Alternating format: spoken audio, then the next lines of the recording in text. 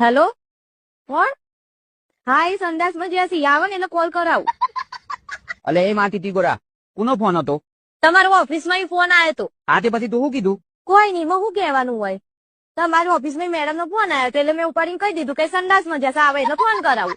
અરે રે હે ભગવાન, આ બૈરાનું મારે શું કરવાનું? અલી એવું ના કહેવાય કે સંડાસ જવા જ્યાં છીએ પેલી મેડમ ના આગળ આપણે એવી રીતે બોલવું પડે કે એ રાઈટ ટોયલેટ જવા જ્યાં છીએ. આરી ઇજ્જત ની તું તો મારી પાવભાજી કરી નાખી આજે. સારું હેડો, સોરી.